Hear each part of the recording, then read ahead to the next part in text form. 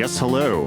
I have a free gift for you. Yes, I have completely recreated the introductory free guided meditation and email course for magick.me. I have completely taken a lot of the best material, the best podcasts, a lot of my best free content, and completely recreated this introductory stream to give you all of the best free information that I have on starting to learn magic.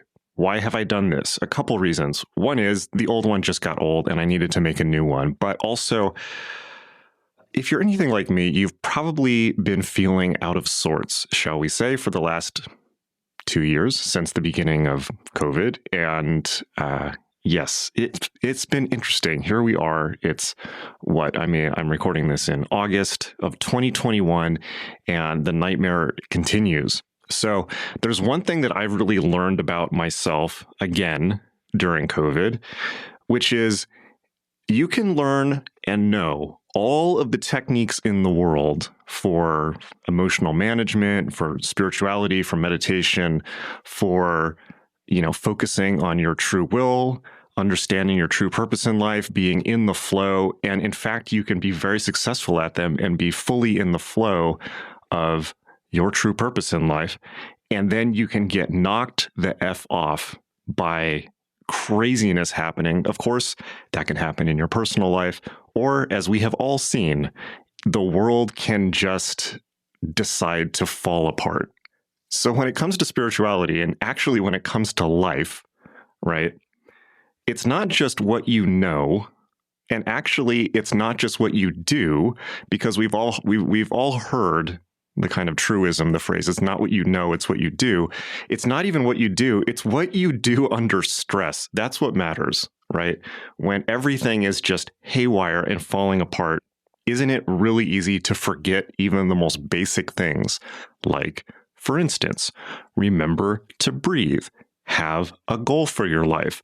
Things like this, don't snap, don't freak out, don't push your stress off onto the people around you. I have been guilty of making these mistakes and many, many, many more over the last 2 years. And I'm sure that you're probably thinking of times where you've been less than at your best. And there's a level even deeper than that. Of course, I teach tons of techniques at magick.me for instance, keeping peak energy, for yoga, meditation, breathing, things like this that keep you in a flow state, keep you in a peak state. But it's a lot deeper than that. The thing that so many of us are suffering from, other than the obvious, but underneath those things that are happening on the surface, there's an even deeper issue, and that is people have lost the plot. They've lost what's the script I'm following? What's the story? Because how many of us, me included, had a plan for their life and a map and maybe even set goals, or at least just a vague idea of a direction to go in prior to COVID. And now that map is just completely thrown out because we live in a completely new world where it just doesn't apply anymore. Or maybe the details have to change radically. So if there's one thing that magic is tremendously good at, it's changing the story, right? It is changing. When we talk about magic and we talk about changing your reality, what does that really mean? Right? It's not necessarily Doctor Strange type of things. What does change your reality mean? Ultimately, and I mean this practically, it means getting down to the root and changing the story. We are all having endless bad stories pushed on us, right? Just look at the news. I try not to doom scroll, but the second you kind of tune in to the story that everyone is being corralled into, man, I can look at the TV news, and after 90 seconds, I could have been feeling okay before that, but after 90 seconds, I can suddenly be feeling lost and confused and self-doubting. It's insidious. It's unbelievable how quickly the insane fear-based narrative of the world can throw you off. So, what is magic? Magic is a set of technologies and a set of techniques for going deep down, going to the core of who you truly are, reconnecting with your true purpose in life, which I believe we're all born with. The details may change, the names and places may change as time goes on, but that core is there. right? So magic is a set of techniques for dipping down into that, what we all already have, but sometimes we get disconnected from, sometimes we lose the thread of, reconnecting that to that with really, really good techniques, for instance, yoga, meditation, ritual. And then from that, recontextualizing the story of your life and how you're going to express that core essence of who you are into the world and how you're going to go forward in life, realigned with yourself in a way that is back in check with the way the world really is. In short, identifying yourself with and then expressing and achieving your true will, right? That's the point of magic. So obviously, I teach whole courses on how to do this at magick.me. For instance, the Adept Initiative, right? But in addition, over the last several years, I've been putting out tons of free content into the public explaining this and how to do it. And there's no monetary price attached to it because it's important and it needs to go out into the world. And yes, it markets my courses and all of that, but also it's just tons of really good free content. So that includes, for instance, the ever-growing YouTube channel, the ever-growing, this podcast, right, is free. The constant new blog articles that we're putting out as the team is growing at magick.me. It's several people putting this stuff out now. And I wanted to get all the core material into one place. It's all free and give it to you so you can get started. So basically that means a free guided meditation and then about 5 days of free emails that have links to our best podcasts and best articles. It's a really, really good introductory sequence that literally anybody can get into and understand what we're talking about here and then get the techniques and start practicing them. No purchase required, right? So I really recommend getting on it. If you want to get on this, it is start.magick.me, right? So go to start.magick, and that's magick.me, start.magick.me, put in your email address, and you'll get the whole thing for free. If you're already on my mailing list, as a lot of you are, I highly recommend going there and signing up anyways, because it's all new material. And in addition to that, I've added a new feature to this welcome stream where I ask you, are you a beginner or advanced student of magic? Even if you're already on the list, please sign up and please click on that email, because that's then going to set everything that I send you in the future on the mailing list, right? Meaning, if you're a beginner, I'm not going to be sending you super advanced stuff. And if you're an advanced student, I'm not going to be sending you articles on how to do a sigil and things like that. You're only going to get the more advanced content so that you can skip the stuff you've already heard, many, many times over. So at the end of the day, there's one thing I really want to express and I want you to remember and think about going forward, which is people have been through insanity over the last several thousand years of human history. Unbelievably extreme situations. The techniques that are taught at magick.me go back in many cases, for instance, in the case of yoga, 10,000 years, right? These techniques have stood the test of time. They have worked for people in all times and places. They will work for you as long as you have a human consciousness.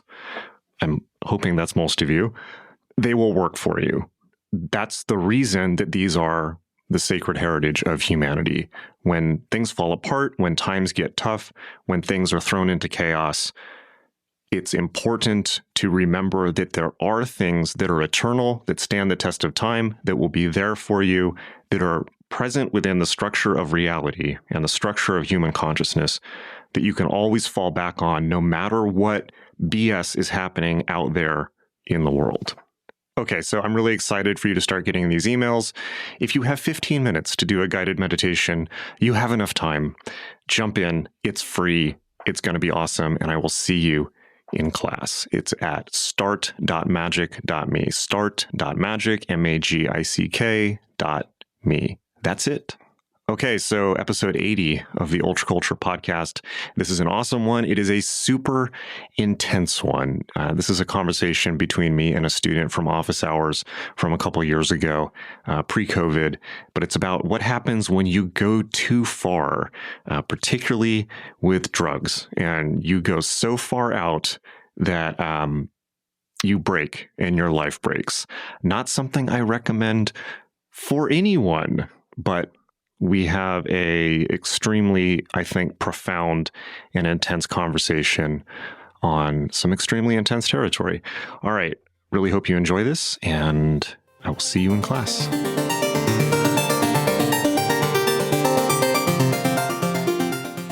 Hey, Jason. Hello. How's it going? Good. I just have a couple really tight questions about the LBRP in particular. So to give you a little bit of background, I've been doing the LBRP for the past 10 months now, starting out with twice a day. Now I do it actually starting out with 4 times a day. Now I do it 5 times a day. My general routine is in the morning. It's LBRP, middle pillar, meditation, LBRP. Afternoon, before or after lunch, LBRP. Evening, LBRP, middle pillar, meditation, LBRP. So after 10 months of this, my meditation practice has been primarily centered on self-inquiry and subject-object work. And as I'm sure you well know, in that kind of work, things get a little bit tricky, and you really have to ground yourself out in actuality, drop imagination, drop all conclusions, and really. When you say subject-object work, how do you mean? Getting into a very deep subjective state, putting awareness on awareness, and then working with the question, what is the difference between subject and object? As you're working through it in a perceptual sense rather than an academic sense of subject. Yeah, no, this is like direct perceptual work. Okay, got it. And so I've been really kind of focused on that the past couple of months, and which is really interesting for that last LBRP session after meditation. But one of the questions that I had is how, maybe in your personal experience, because I'm sure you've done a lot of self-inquiry work and subject-object work, these kinds of practices in the past. How do you really work with that difference between sort of grounding out all of your perceptions in actuality and then switching over into a ritual in which you're working in an imaginative space? Personally, when I've tried to maintain my grounding in what is actual, but just sort of powered right on through with the imaginative work, it actually yields really amazing results. Those pentagrams can burn your hand, so to speak. Okay. But I'm curious what maybe some of your experience has been with regards to that. So what is with all this ritual, this big ritual stack? I mean, that's a tremendous amount of energy to be putting out and focus. So you must have a pretty burning goal for doing these things. I went too far once. And it's taken a lot of work to get back. How do you mean? Yeah, I mean, I died, Okay. Was this with substances or without? Yeah. I used enough nitrous to kill a person, over the course of a 1 to 2 year period. And very, very dangerous, extraordinarily dangerous work, messing with that stuff. And were you doing it with like a spiritual or shamanic context? Well, it didn't start off like that. It was all fun and games at first. Okay. But then I started to have some experiences, and it got, to be this very isolated thing that I was doing personally. Magic became involved. Shit crumbled fast and hard. Luckily I had a Roshi that popped up 2 blocks down from my house that just started teaching suddenly. So funny how they do that. Yeah, I was very lucky to have access suddenly, magically, to a Zen Roshi who whipped my shit around real quick. So I studied Zen. Whipped your shit around real quick? What was that? Whippet your shit around real quick? Whip it. No, I'm sorry. What was that? Or you said whipped your shit around. I heard whip it. But, No. Yeah. No, he pulled the rug out from under me really quick with regards to experiences that I had had. Okay. And so I spent, a solid year focusing, strictly on Zen practice, and then maybe another 6 months of therapy along with Zen practice, because I was in a lot of pain. I hurt myself pretty bad. Physically or emotionally or both? All both. So was there some type of physical damage from the nitrous? Yeah. I had a pretty, what was that? Lungs, heart, or what happened? The whole thing, basically. Well, if you use that stuff too much, word to the wise for anybody out there, it'll deactivate your body's ability to utilize B12. So the myelin sheath on your nerves disintegrates. And so kind of like the feeling you have if a limb goes to sleep and then painfully wakes up, that over your entire body and throughout your entire brain and including your entire sense of being. Anybody who's, become addicted to ketamine or any other dissociative drug will speak to the particularly horrendous,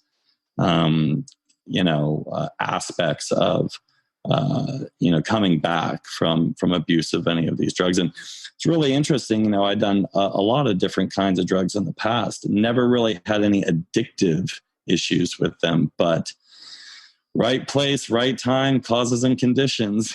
This one got me. So how long ago was this?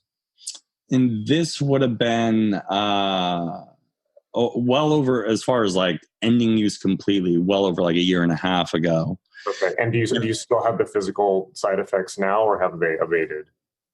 It's taken a lot of work. You get to a point where the pain just becomes your reality. Okay. And so yes and no, they've abated quite a bit, considerably. And I'm assuming you've been working with a doctor, or you've been working in medical care. Oh yeah, I went the whole Western route. I had MRIs, I had just about everything you can imagine. Nothing turned up with those, and that doesn't particularly surprise me.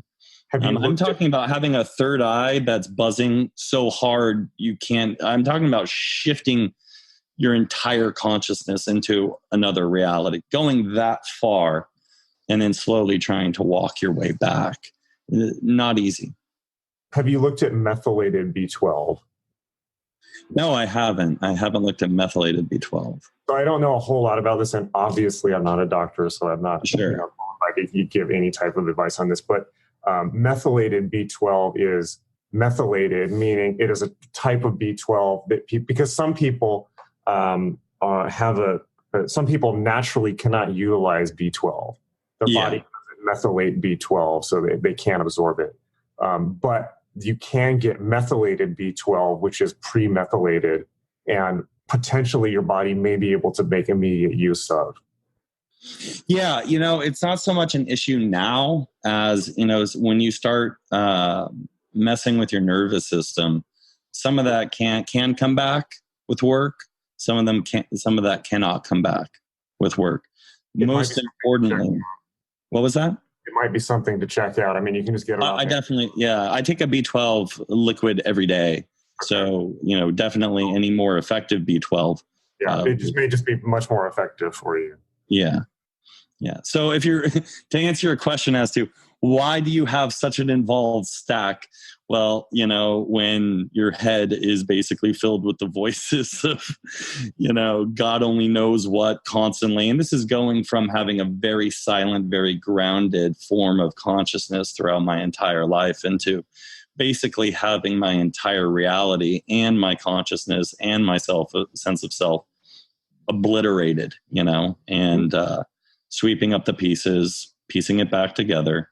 And, ultimately with any thing like this in life, discipline, you can turn tragedy into triumph. You really can. And looking back, I was an atheist, completely unspiritual, highly intellectualized, would laugh at anything of the spiritual nature of life. And you're really missing out, if you don't explore that aspect of yourself and you just sort of become a physical materialist, however intelligent you may be, just as a point. But yeah, so that, just to give you some background on why my stack is so, and, I did Zen strictly for a year, then started up with therapy again. And because I wanted to make sure that I was actively, putting the intention out there to directly deal with these kinds of issues, the steps that led up to this kind of stuff. But then I picked magic back up. I felt as if, my magic work started during this period. And then I eventually dropped it because shit just got way, way too out of control. But I felt that... What is too out of control for you? Oh, I don't even know if I can explain it in words, Jason, to be honest. Just see what comes out, Lots of visions, realer than real. Moving into aspects of reality, or having direct experiences of reality, not hallucinations, that are more real than this reality that we're in now. So not hallucinations like when you drop acid or when you do shrooms. I'm talking about realer than this real. So was this closed eye experience or open eye, like seeing things? Open eye. So would an example be? That was just a warning. How do you mean that realm? The other experience is death, the realms of death, the shadow realms. Okay, so actually interacting with those levels of reality and seeing things there. The shades. Okay. And how did this make you feel? I had something I had to do there, apparently. But I'm not... It was very exciting at first because I had shattered a rationalist paradigm, that I had held my entire life. And so there's two things. There was one main vision. This was beatific, okay, like that level. One of those things where it's unmistakable. You're like, okay, I had it wrong. And, I had to make some decisions. I had full, going all the way up, very similar to 5-MeO DMT experiences like that I've heard people recount before, but this was actually using nitrous. Mm-hmm. And, I probably had over the period of 2 years, 200 of these experiences, 250 of these experiences. So it'd be very difficult for me to recount them all, obviously. Well, let's recount two. There's two things I'd like to know. One is let's think back to before you started doing nitrous. Sure. Where you were right before you started taking it. Where were you and why did it begin? Was it just a recreational thing? Was it a party thing? Or was there a specific intent going into it? I mean, recreation and party is a specific intent. Don't get me wrong. Sure. Yeah, it actually, I was dating this woman who was actually a porn actress. Mm-hmm. And during a sort of intimate encounter with a few friends, we had done some ecstasy, and she pulled a canister or, several of these packs out of her backpack. And I'm reposing today. You'll have to forgive me. I had done nitrous before years ago, but it did nothing for me, and for whatever reason, the combination of the ecstasy that I was on and the nitrous that I did in that moment, everybody else was doing it, but I was completely blown away because I heard something else, there was a voice or a calling or something when I did this. And everything was being passed around. And so that sort of continued during that one little, party encounter. But afterwards, the next day, some people slept over. The next day, once everybody was gone and I was just back in my place alone, I was like, okay, we're going to experiment. I want to find out, what was it? What was that feeling? It was a feeling of supreme truth and supreme wisdom that was waiting there. And I touched that, but then I threw it all away. What do you mean? I got what I was looking for, but I was greedy and I didn't have any of the development that's required to go to these levels. So if I'm correct in understanding what you were saying, by the way, nitrous at least has in my experience tends to traditionally be used while peaking on other chemicals, right? Yeah. BMA or acid or other ones, right? Sure. And that's and it intensifies, or sexually, right? And it intensifies. It's an intensifier. You were just thinking about it just now. No, it's been so removed from me, but I'm feeling my own internal ungrounding and just relating these stories. So I'm slowly. Well, luckily I have some experience of these things, so worry not. Someone I know has experience of these things. Sure. But then, of course, causes brain damage long term, right? Mm-hmm. So, or can, because I think the brain is extremely neuroplastic and can heal itself, as we know. Yeah. So way more neuroplastic than most people would believe. Yeah, right. So, for instance, case in point, as I'm sure you know, and some people on this call may or may not know, the old left-right brain dichotomy has kind of been overturned, because what they realize is that people who have brain damage in certain parts of their brain, like of a certain area of the brain, is traumatized and can no longer perform a function that it was supposed to perform. Other parts of the brain will pick up the slack and switch gears to take that up. So what they realize is that the brain is more holographic, and that any part can do not any part, but other parts can do new functions. And so it's not as simple as it's like buttons that you push, right? It's the brain changes and is neuroplastic and can move functions and tasks around. Yeah, well, and it's just the brain. Sure, right. It's just the brain. But it will kick your ass. Part. Yeah. Don't hit yourself with a brick in the head. Yeah. Is that what you felt you did? Yeah, that's pretty much not what I felt I did. That's pretty much what I did do. But so if I hear you correctly, what you're kind of saying is that you went through an initial phase of peaking and getting to transcendent experiences. Oh yeah, like I'm transcendence on transcendence on transcendence on holy shit, there's a reality that's more real than this one, but you're not going to touch it till after you're dead, dying, coming back to life. I mean, just really far out, And then at that point, past that point, when there was the kind of the come down period, or you weren't peaking at the same level, presumably because of the neurological decay, right? Let's be honest. Yeah. I feel like it shuts down aspects, especially the method of administration, which is incredibly dangerous out there.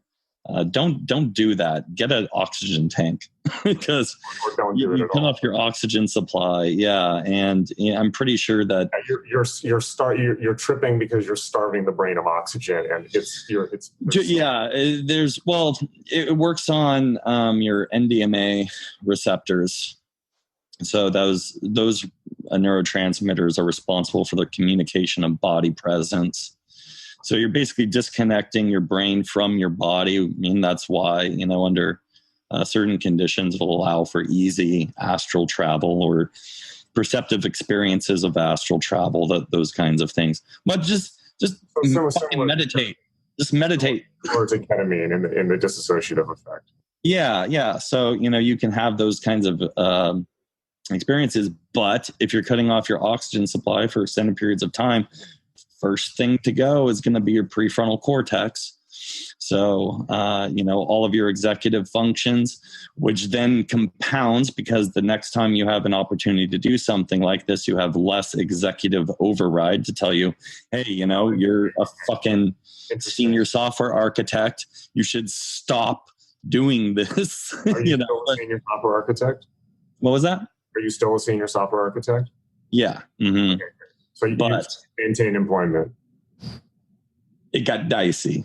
But you've maintained it. I mean, I've maintained. I've come fully back, and I would say that due to the rigors of spiritual disciplines, a lot of that has bled over into my practical day-to-day work, and that I'm actually more effective, considerably more effective, even if I have to at times now push through pain that I didn't have to before. Okay. So just to be clear, so when you got through the initial honeymoon period, sure. How did it change? It sounded like you were experiencing it as coming down into lower levels. Sometimes drugs, when you get into that, basically they can get into feel sleazy, or they can feel it becomes more disturbing, or more you get into realms of things. By the way, I have a beeping robot in the other room I need to rescue. Give me 1 second. Oh, it's fine. Don't mind the sorcerer's helper, the Roomba, yeah. Well, the D-bot, Oh, appropriately named. Shush. No. I'm thinking of that Mickey Mouse scene from Fantasia. No. So, wizard is lazy. Wizard likes tasks done for him by servitors. Okay, so so then where did you end up? So where did the trip start going when they were not as pleasant? Yeah, so for a while I was walking around, and I had felt like, let's say during the first 6 months, I'd felt like enlightened. Everything looked alive. This is just during normal waking life, not even using. I'd look at trees. There was an aura around trees. You could literally see life. This was amazing. And slowly but surely, things started as the usage got so extreme. And I was trying to see how far does this go? Well, to sin is to miss the mark, right? And have your arrow fly over the target. So my arrow flew over the target, so to speak. And then it started to go deeper into a realm that I would only describe as the shades. Okay, got it. All right. I mean, I was communing with the dead. And this was disturbing to you, or just fascinating in a different way, or? There were some experiences that were completely and utterly terrifying where, afterwards I'd be in the bathtub. I used to say, being at the bathtub, seeing the universe in bubbles, spouting prayers to the Holy Ghost. Like, what did I just do? Complete loss of reality, and utterly terrifying. Yeah, there were poltergeist experiences, wraith experiences, it really experiences of the only thing I used to call it the bogeyman, like fairy kind of tale experiences, all kinds of different experiences. And mind you, this is coming from somebody who prior to this was a hardcore rationalist atheist. Mm-hmm. Right. So to even be having direct experience of these sort of imaginative realms, or who even knows what the fuck to call them, is coming from that perspective and bringing that perspective into it. Yes, is something else. And they are real. That would be, if I were to draw a conclusion, which I don't do that much anymore, I would say that, yes, these are real things. Yeah, and I know to some extent what you're talking about, because certainly going through my own psychedelic experiences in my 20s, there are the early transcendent experiences, and all is love, and we're all Buddhas, and we're all going to make it. Oh, yeah, uh-huh. And then if you keep going, one of the reasons that one may begin to experience the realms of death is because they are literally on death's door. For instance, from damage from substances. So you can't really see the realm of death unless you've got 1 foot in it. I had 1 foot into the realm of death. So, kids, stop while the magic's still alive and start your practice. It's one of the reasons why, while psychedelics can be very good for opening the door to practice, they need to be stabilized fairly quickly into spiritual practice like meditation or ritual work as you're doing now, right? And as Alan Watts said, if you get the message, hang up the phone. Right, but you didn't and I didn't, so we can have a conversation. Yeah. Right. And, it's not, these things can bring a terror that is hard for me to relate in words. Is really true. Yeah.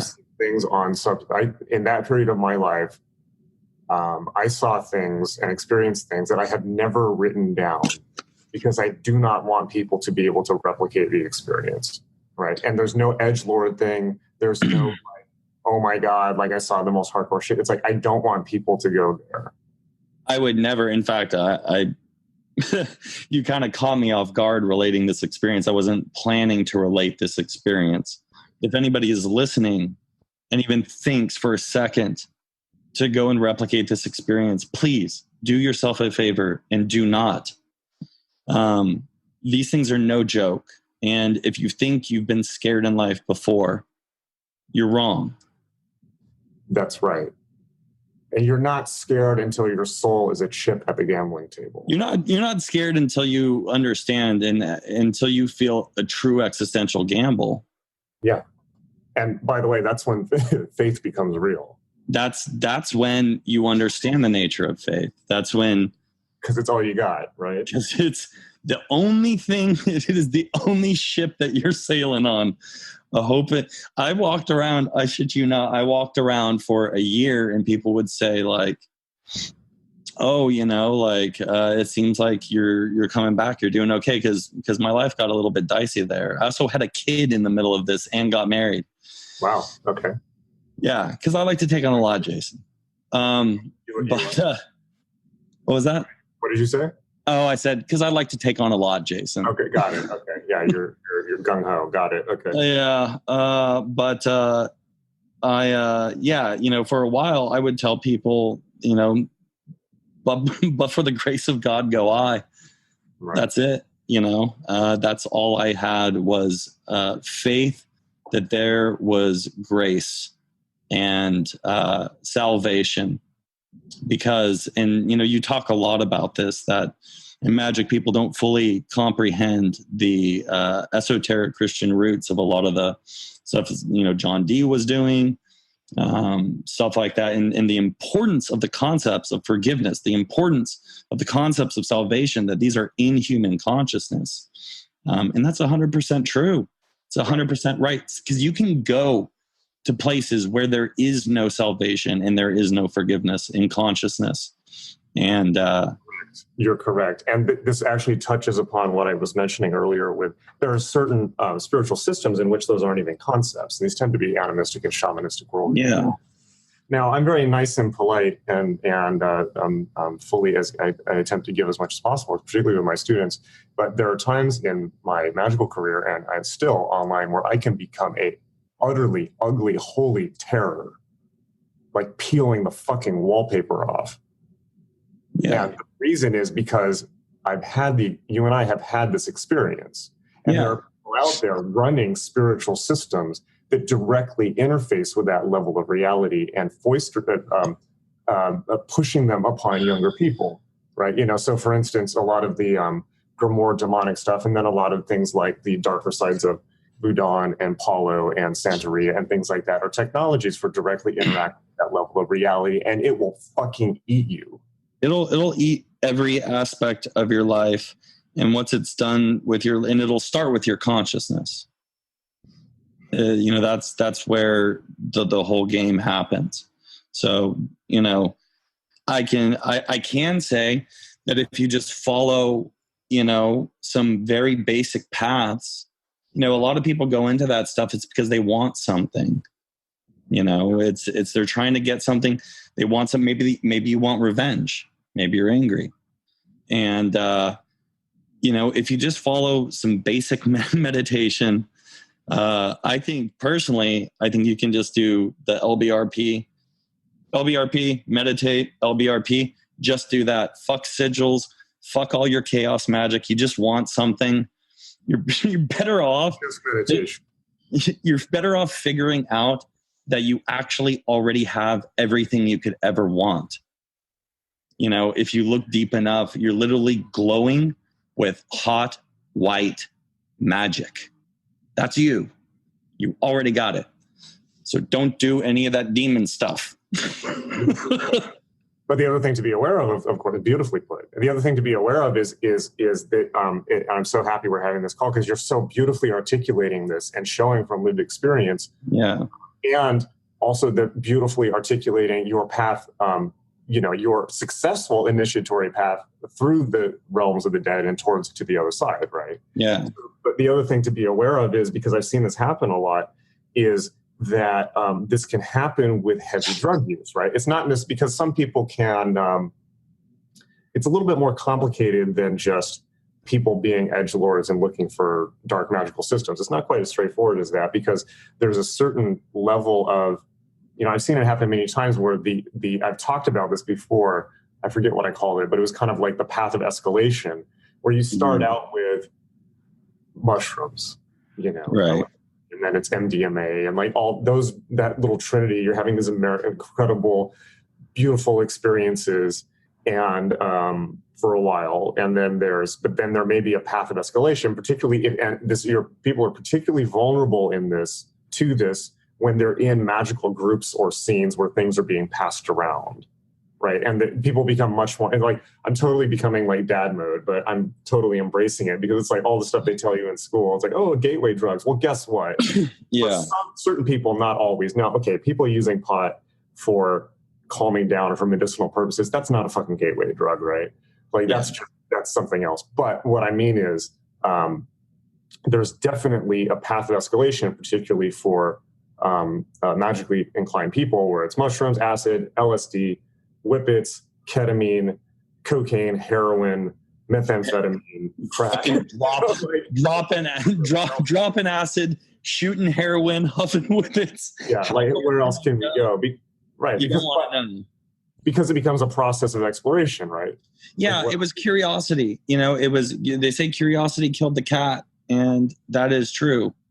It's unbridled. There is no cure for curiosity. Well, actually, there is a cure for curiosity.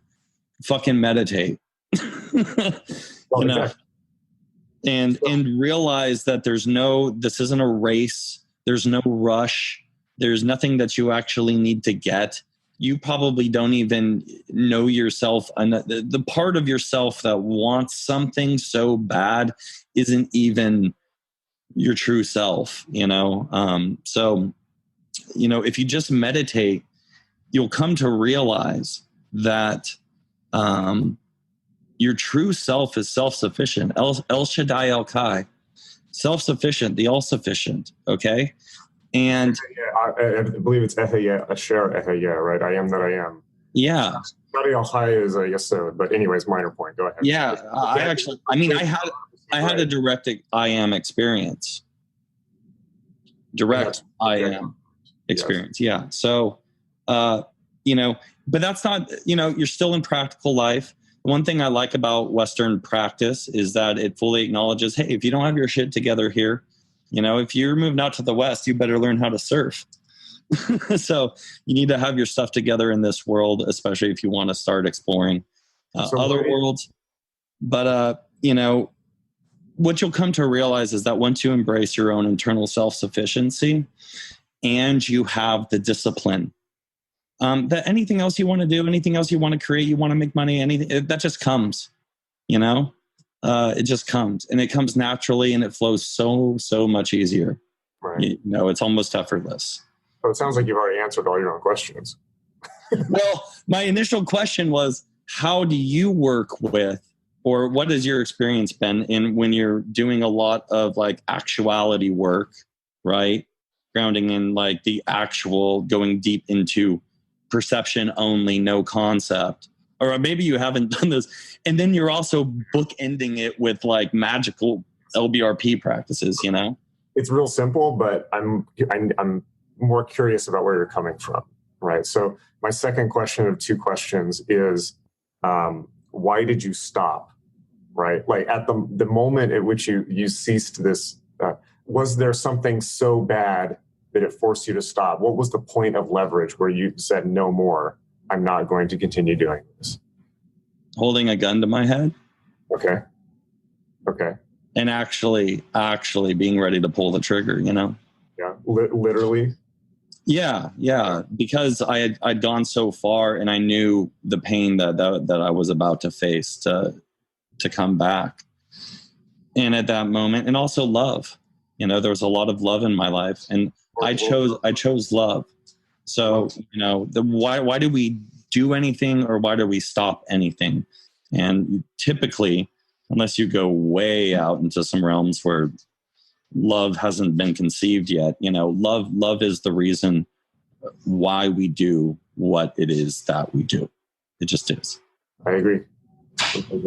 And it was love for your new family, or love for my new family, you know, and wanting to take suddenly, you know, because it's like there's always a point at which you're like, no, I'm not going to do this anymore. I even made an oath. I made a magical oath that I wouldn't do it anymore. And then I broke that. And unfortunately, I put severe consequences for myself in the oath. Be careful with oaths. Those things are real. But you can't actually break them. That's the thing. You can only think. Yeah. I had an experience, by the way, just as an aside. I was in one of the first times I used a sensory deprivation tank was maybe 5 years ago. And I had a moment of, this resonates so much with some of the things you're saying. I had a moment of projecting into ancient Sumeria, of all places, and looking around and seeing the state of consciousness of people at that time. And it was, to say it was Lovecraftian would be way too glib and way too broad, but there was a sense of, that was a culture that was run by sorcery, right? And run by fear, and a culture in which human sacrifice was practiced. And this was my experience. I don't know, yeah. You know, but because the archaeological records are so scant. But my experience of it was this is a culture run by sorcery and fear and the worship of non-human entities. Yeah. Sense that human beings are chattel slaves for them and food for them ultimately, right? Yeah. It was quite terrifying. And my sense was, and actually this was borne out by some of the archaeological reading. I mean, I read later, much later. There's only a few books about Sumeria, but there was the Sumerian religion. What they've gathered of it was the sense of their view of human beings was that they existed only as slaves to the gods, right, or as food for the gods. And it's very similar to the movie Prometheus, I think. And the factor there was no love, there was no compassion, there was no sense of other human beings being worthwhile, right? For why that is, I don't know. And I realized this was the state of the world prior to, you know, we might be able to say, you know, Rudolf Steiner, for instance, says that, you know, the incarnation of Christ into the world. I'm not pushing Christianity, but the incarnation of Christ as that principle of love your neighbor as yourself, it became very clear to me during this experience that sentiment didn't really, that whatever the historical reality of Christ was, the sentiment of love for other beings wasn't really present in the world prior to that in the way that we understand now. Now, this is just something I experienced in sensory. Well, then, and also, you know, as far as the Western path goes, you know, a lot of the people who are coming from an Eastern perspective will call it egotistical. But really, Steiner is speaking to that ego God, or I am, and, you know, the Christ actually coming in, becoming the spirit of the earth. And that's why you all walk around saying, I am this, I am so hot, I am so cool, you know? So right. just the human ego is a very recent development. But a lot of, as you're saying, a lot of the Eastern systems also, at least prior to Mahayana Buddhism, which is pretty much contemporaneous with Christianity, is the idea of other human beings being worthwhile is a fairly new concept. And that concept is protective to the extreme. It protects you from those levels of reality that we're talking about, which are just, H.R. Geiger in humanity. Yeah, 100% H.R. Geiger. You come to understand if you start messing with that stuff. And mind you, what was really interesting to me is I did read one book. I started to get really curious, and so I started exploring all aspects. And when it started to turn dark was when I started to read all the books on Satanism, and all the books on that kind of, because I'm like, well, I want to be fair and balanced. No, don't be fair and balanced. You're worthwhile. You're a beautiful person. You're full of love. Don't forget it. Yes. And this is also a critical point for younger magicians because many go through that. People will say, well, you need to understand both sides. And also when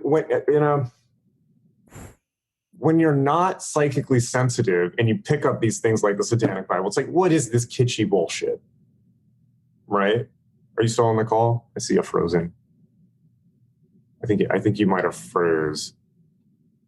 Okay. Hopefully he calls back in. What I was going to say is,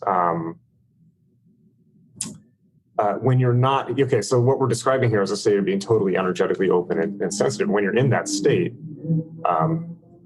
it's like the difference between looking at that stuff totally sober and on acid, right? It's like all of a sudden you see the fucking demonic energy coming off of that stuff and it's real, right? And it's not a joke. Suddenly it's an existential threat, right? And that's when things like the LBRP become a lot more obvious in the fact that they're might be kind of fucking important.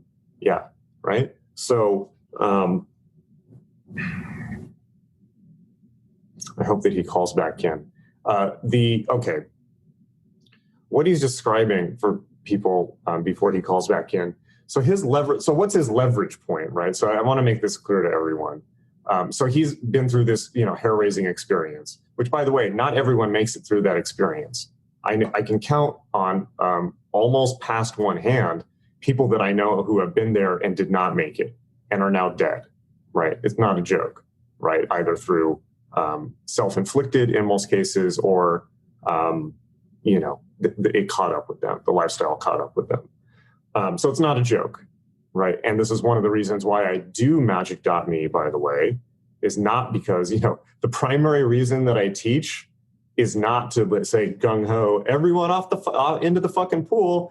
It's as harm reduction, right? It's like, okay, there's a lifeguard in the pool. If you're going to swim, then this is how you do it so you don't drown, right? Because I know that particularly as magic becomes more popular in the West and we see it becoming more and more trendy, more and more people are going to be going into these zones because they're not properly prepared, right? So it's quite helpful sometimes to have a lifeguard around or at least somebody who's able to show you how to do it and with harm reduction. It's pretty much like basically what I'm doing is more or less the same as dance save for ecstasy, right? So because magic is beautiful and incredible and transcendent, particularly when not combined with substances, you usually tend to get into the unpleasant experiences come when substance abuse gets involved, right? And that was certainly true for Crowley and several other people. You're back. Okay, there we go. Sorry about that. You're back. Okay, great. All right. So basically, what I was just saying to people, I was talking about the psychotoxic, how psychotoxic that stuff. Apparently, it becomes so apparent how psychotoxic that stuff actually is when you're in these types of states of consciousness, and why things like the LBRP become really, really important. But what I wanted to clarify and point out, particularly for the benefit of people on the call, is that the leverage point for you. Now, we all at many times in our life may reach rock bottom points, and it may not have anything to do with magic, right? There are points in certain people's lives where they go to the edge of the abyss, and by the way, what I was saying when you were on the call is it's not an idle thing.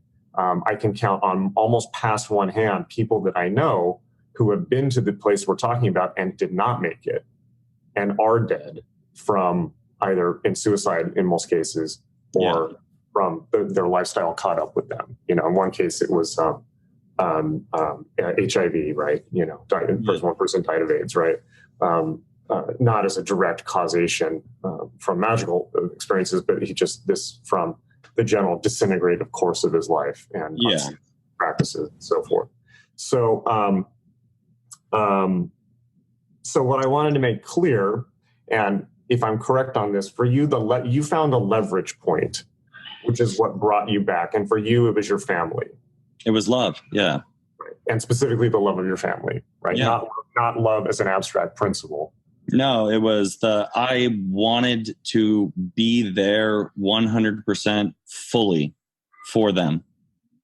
And if you want that, you cannot, you need to stop worrying so much about discovering new stuff and work with what's here. Work with what's right here. Because what's right here, trust me, I can tell you that my experience is completely drug-free. I don't do drugs anymore.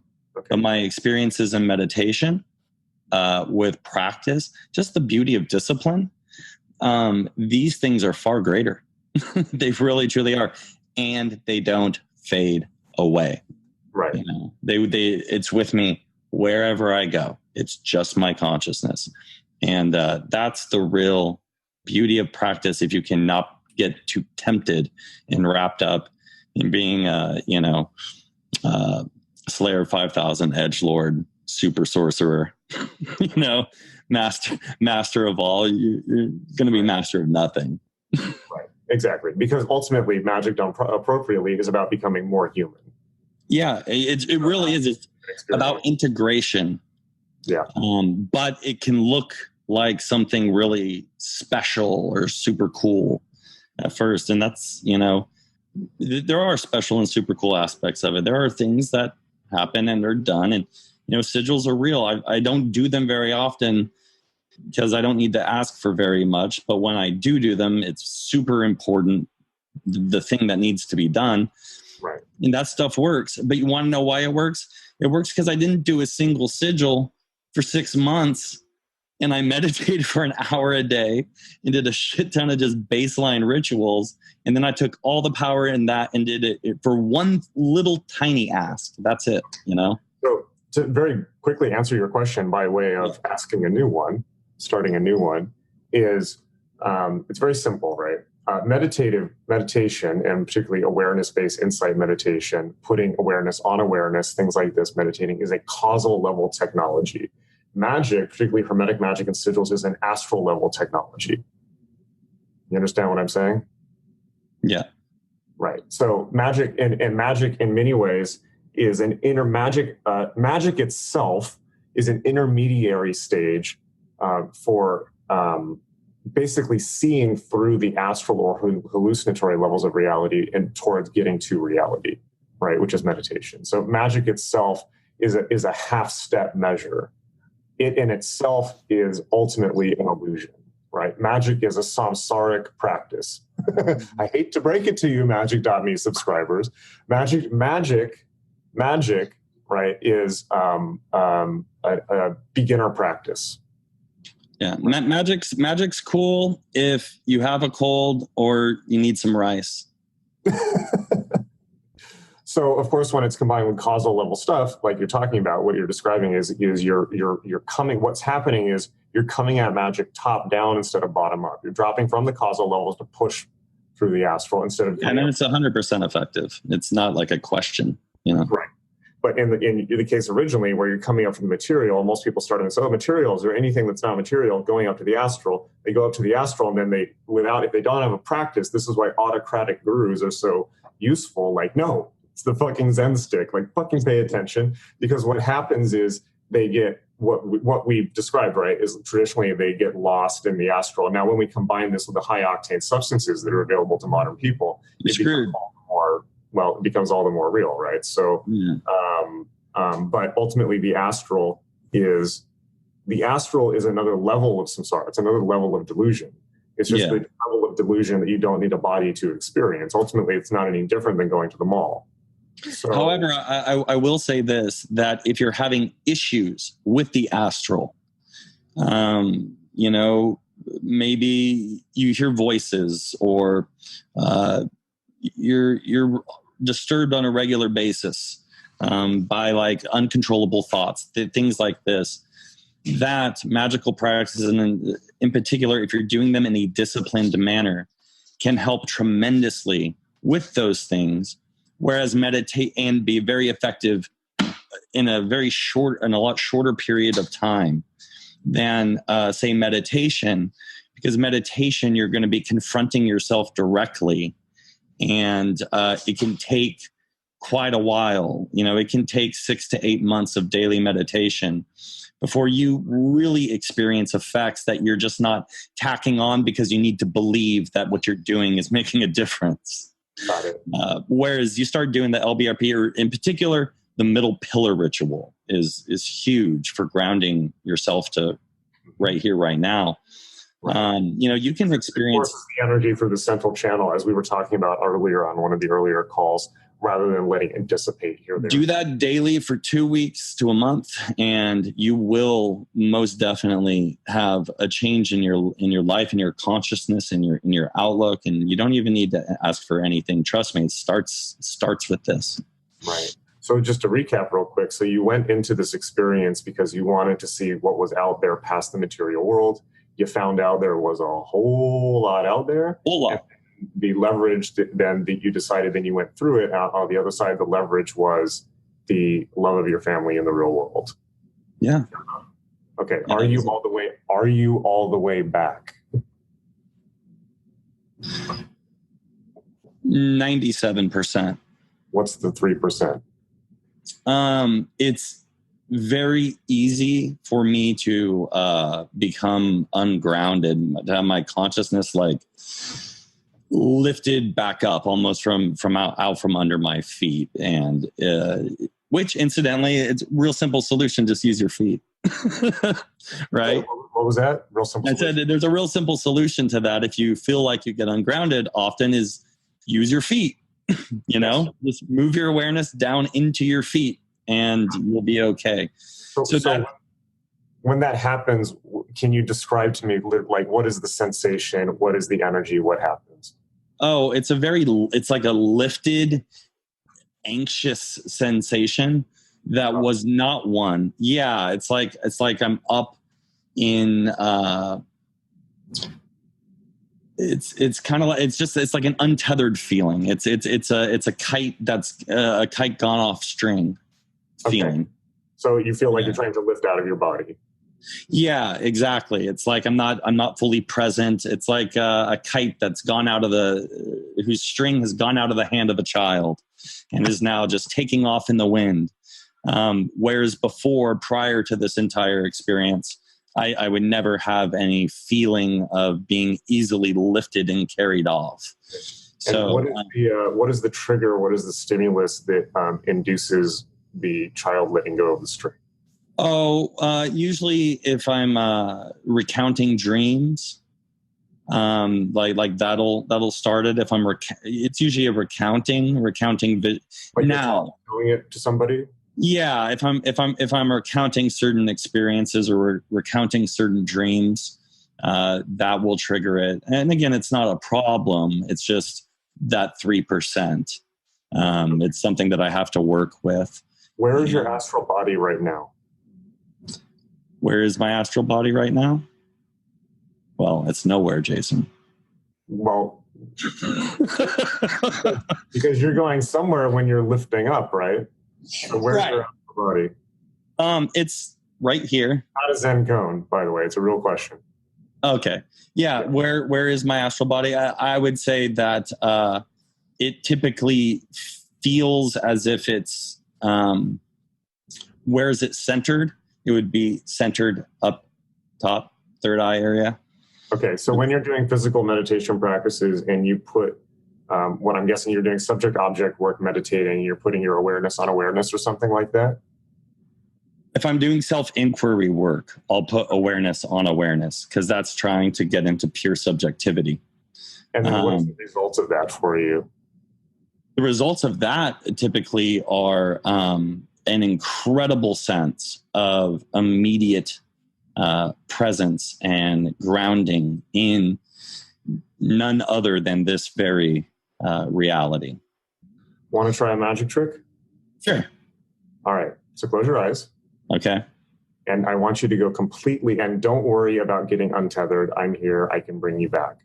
I know. I'm good. I trust you. Okay. So I want you to transition your consciousness completely into your astral body, wherever it is. And you don't need to go off traveling anywhere. I just want you fully in your astral. You can be right here in this room. It doesn't matter. Right? Or that would probably be ideal. Keep your astral body here. But whatever it takes for you to transition fully into your astral consciousness. And yep. Good? Okay. So from your astral body, in your astral body, put your astral body's awareness on its awareness. No shit. Yeah. Okay. How's that feel? That's a lot better. I hadn't. That nice trick, Jason. Thank you. Yes, I'm good for something, see? Yeah, one or two things. I hadn't thought to do that. What was the shift? What happened? Just all of the panic went away. And okay, so if I close my eyes, and it's interesting because this was the second part of my question, which relates to doing the LPBRP in the mind. My astral body now, by the way. It's actually back down. Yeah, you came right back into present awareness. When I closed my eyes, I realized that my astral body wasn't here. It's actually in this space I call the zero space. Okay.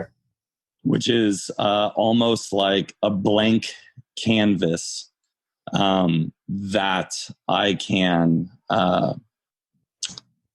it's like a zero space of imagination. Really interesting. If I'm doing the LBRP in that space, now when I do it, I actually appear... Well, at first it was just I would appear on the North Pole of the Earth. Now there's two of me that appear on the North and the South Pole. Okay. Are you wearing Anyhow, so, but when I closed my eyes, I was in that space, yeah. Are you wearing shoes? No. Are you wearing socks? No. Okay, perfect. So here's what I want you to do. This works way better if you do it in grass. It actually discharges the energy. It actually grounds you like a grounding wire on a stereo. That's what it felt like when I was doing it. It was like, but even faster grounding than when I do it here. It was like a whoosh, immediate. Perfect. So now we're going to make it even more grounded. So stand up, and you don't need to be on video. It's fine. Or you can be if you want to be. Just stand up and put your feet on the ground, right? Stand strong and tall. And by the way, this works way better and everyone can do this. It works in fact, there are scientific studies coming out now that doing this standing bare feet in grass or in nature may be as important for your health as air, water, and food. So, because it grounds out the electrical current from your body into the ground. All right. So, but in your case, we're just going to do it indoors for now. And you can, of course, do it outside later. But so close your eyes and start off by putting your awareness on your awareness within your physical body, your normal self. And you can just nod when you're there. All right. Okay. Now go to the astral, put the astral awareness on awareness.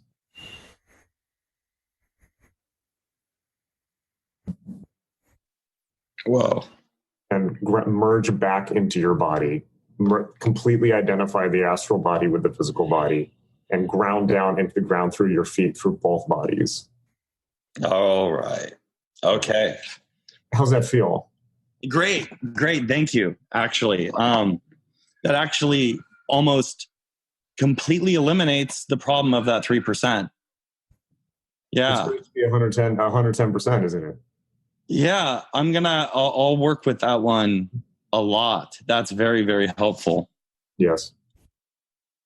Like there's some things that people can tell you to do that like you have to, out of politeness, convince yourself that they're effective. But that was 100% effective.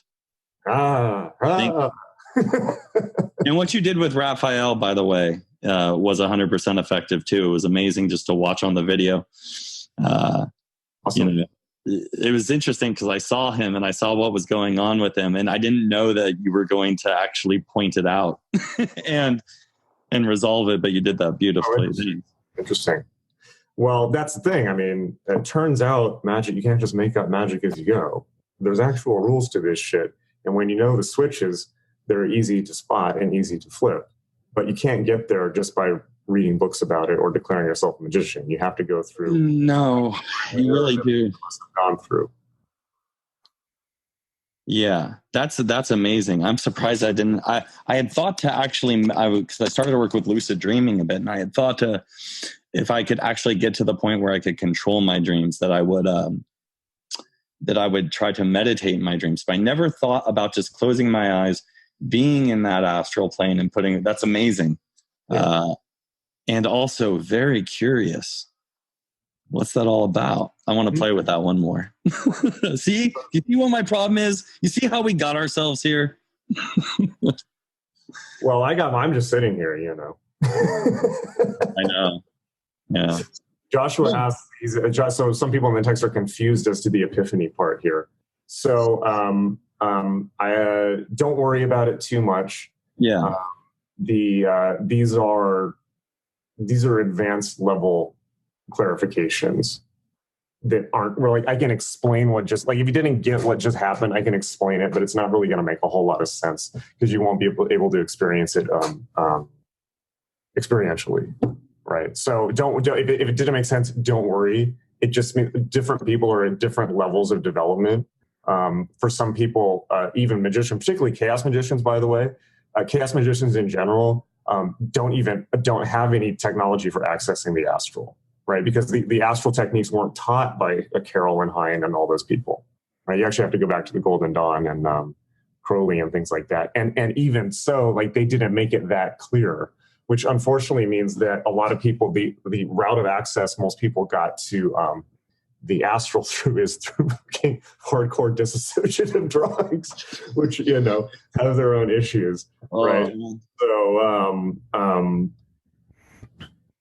but I'm glad that was helpful.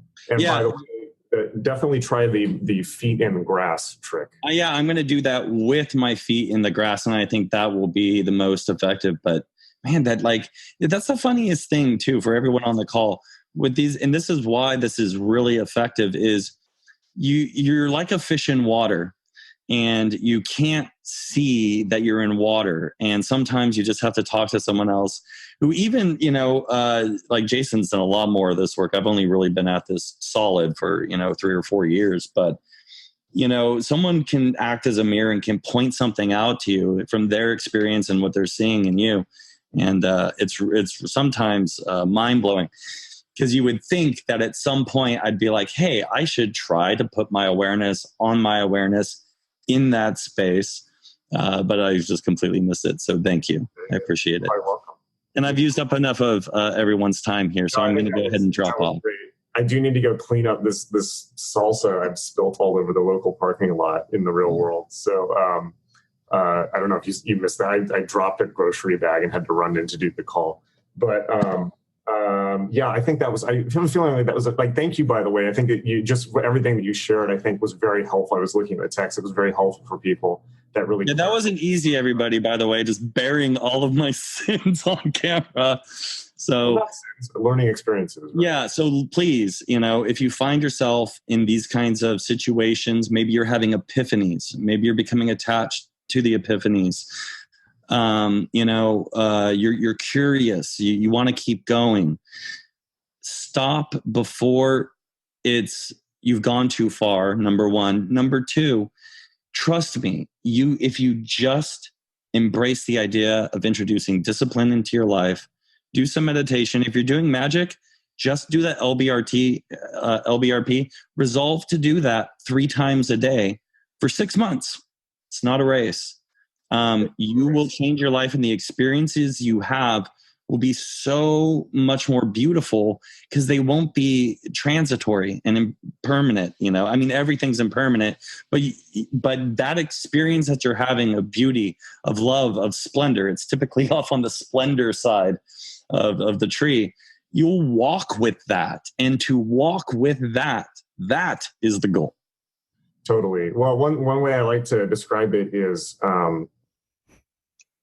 there's a big difference. I was just thinking about this a few days ago. It's like when we're having a lot of these high octane experiences, you can experience these states of consciousness, but you don't get to stay there. Yeah. It's kind of like the difference between like Airbnb-ing a place and buying it. You know what I mean? It's just being able to visit there is not the same as being able to stabilize that level of consciousness. Yeah. So I want to hit the gym and meditate. There you go. I mean, yeah, pretty much what I do. I do yoga and I do yoga and every type of yoga. But out of the shades. Yes. All right. I'm dropping off. Thanks, Jason. You're quite welcome. I'm glad that was helpful. Thank you again so much for sharing that. It was very helpful, I think, for me and for everyone. So and at this point, I'm just want to reread. I'm sure most of the people, because I harp on this many times. I've harped on this many times in the classes, but I want to reread this passage because I think it's going to make a lot more sense in context of the conversation that we just had. And this is from Liber O by Crowley. I'll repost the link real quick. And send to everyone. Okay, there we go. So, all right. So the first part of Liber O is the book that is concerned with astral voyages and learning how to master the astral, right? So this book is very easy to misunderstand. Readers are asked to use the most minute critical care in the study of it, even as we have done in its preparation. In this book, it is spoken of the Sephiroth and the paths, of spirits and conjurations, of gods, spheres, planes, and many other things which may or may not exist. It is immaterial whether these exist or not. By doing certain things, certain results will follow. Students are most earnestly warned against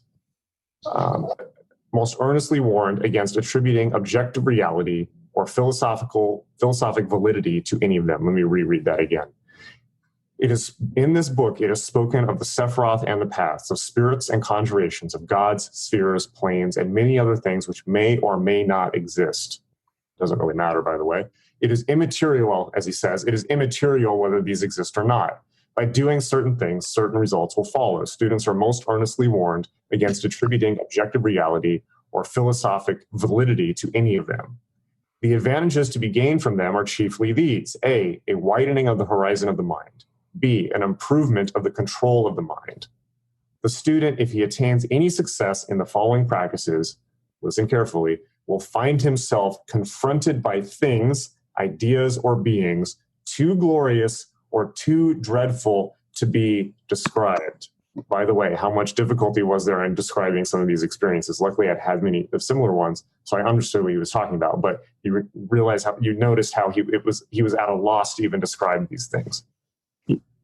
Confronted by things, ideas, or beings too glorious or too dreadful to be described, and it was the same on both ends of it. The experience of transcendence and the experience of what he referred to as the realm of the shades, or the dead, or the hell realms. Too glorious or too dreadful to be described. It is essential that he remain the master of all that he beholds, hears, or conceives. Otherwise, he will be the slave of illusion and the prey of madness.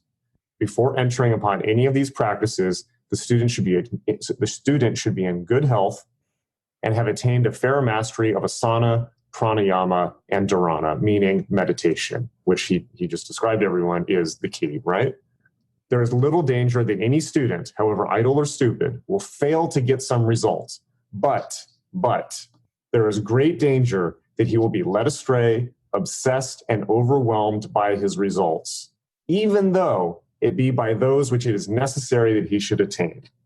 Too often, moreover, he mistaketh the first resting place for the goal, and taketh off his armor as if he were a victor ere the fight is well begun. It is desirable that the student should never attach to any result the importance which it at first seems to possess, right?